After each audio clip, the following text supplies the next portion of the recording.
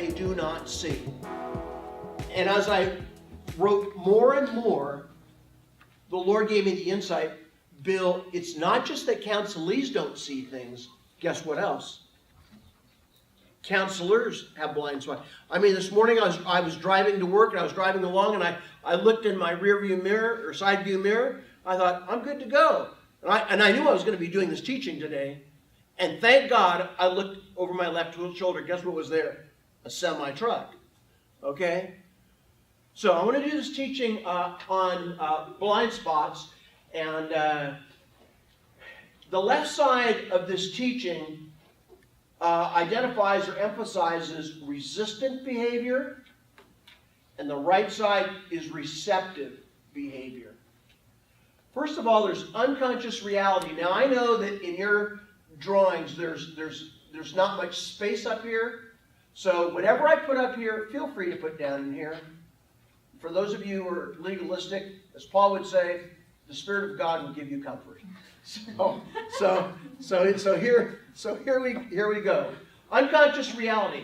A person is unaware of reality. They just don't know. And check this out. You don't know what you do not know. And because of that, this person does have blind spots. They do experience loss. Life is very difficult, and they avoid help. Why do they avoid help? Because they don't need any help. They see that there's no need for help. One of the comments that I read to you on the very first day of class was a comment by former students. And one of those anonymous comments was, there was a lot of helpful information in the class. Maybe someday I might consider help. Well, this person, very well could have blind spots going on in their life. Suspected reality. This person has a growing sense that something is not right. I mean, let this work for you. Let this be a suit of clothes for you right now. Think about a time in your life where everything was chill. There were no hiccups going on, and you were dating Mr. Right, and you had the perfect classes, and you got this job, and your academic advisor wasn't on you. But all of a sudden, you had a growing sense that something is not right. And in this case, this person feels stuck. It's kind of like, I thought this was the right class to be in. I thought this was the right major to have. And look up here for a moment, if someone does step into that person's life, they question the help. And sometimes it's with an attitude, okay? Why? Because it's a blind spot. And again, let this work for you visually. They don't see it. They just don't see it. So all of a sudden, that which they were unaware of, that which is growing, now becomes conscious reality. And check this out. Now the person knows that they have a problem. Why do they know that they have a problem? Because now the losses have continued. And because losses have continued, it's all their fault. Inadequacies rise. And when that takes place, that person then begins to seek help. But in that process, they learn that these challenges do not define them, but challenge is part of life. Loss is part of life. Death is part of life. Now, look up here for a moment. You see in your graphic this line right here. And this graphic is what I call the break point. And look up here for a moment. It's at this juncture you would hope that the person would want to move to the other side. Isn't that right? I mean, who wants to live in loss? Who wants to feel stuck? I mean, life may not be awful for this person, but you would think if it's not optimal, if it's not peaceful, wouldn't you want to jump over to the other side? You would think so.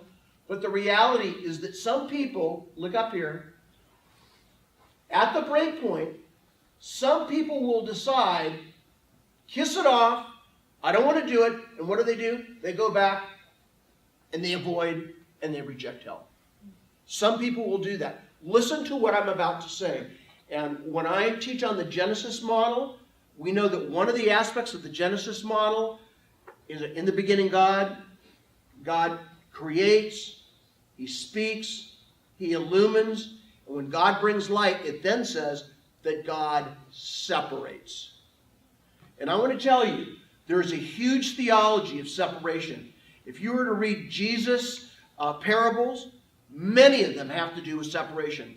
Sheep and goats, loaves and fishes, water and wine. But the very first thing that God separates is what? Light from darkness.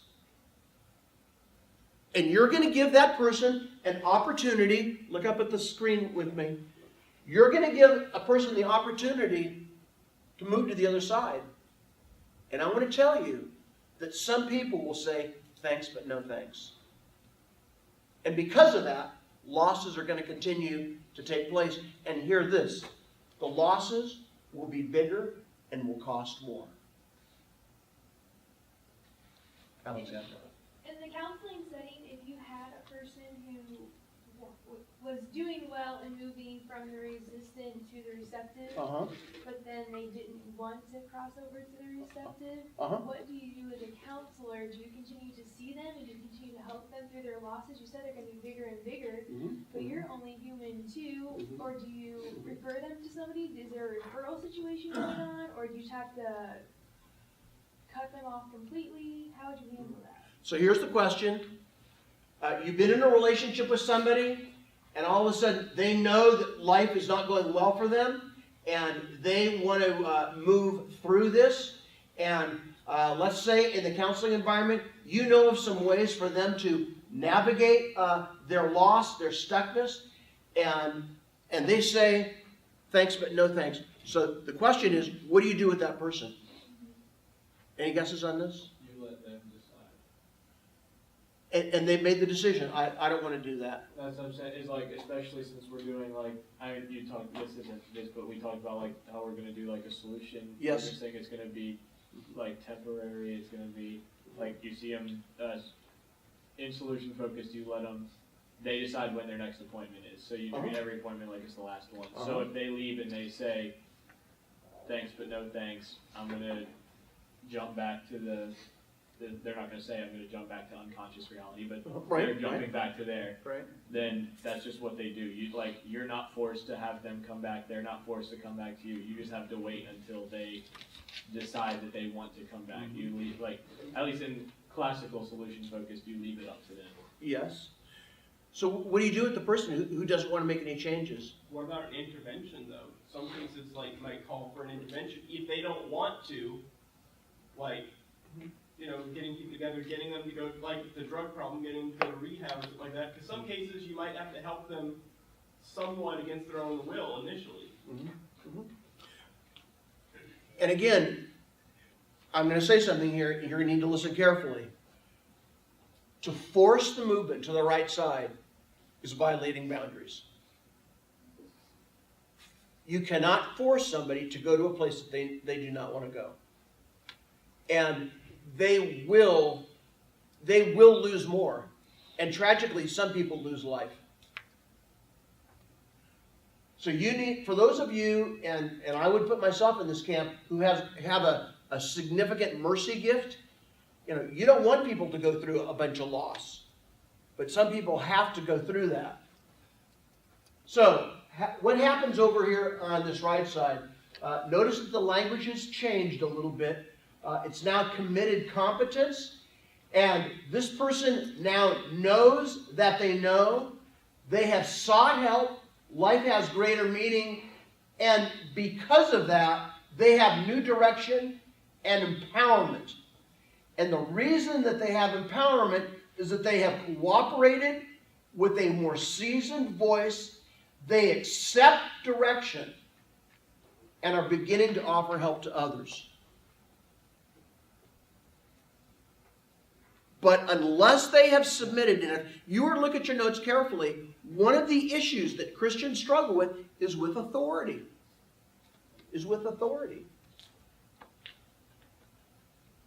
I mean, that's what got Adam and Eve in trouble. issue of authority. And so now, but there's one more blank here and now. Persons in this category, they do not know why they know. They just know that they're successful. Again, people ask me, how did you know to do that? Well, I don't know exactly, but, as it says in Scripture, it seemed good to me in the Spirit, and so that's what I did. And in this case, this person now is recognized by others as a significant helper. We have a school on campus. It's called the Ludic Center. It is a school to teach autistic children. And I have connected with the principal of that school.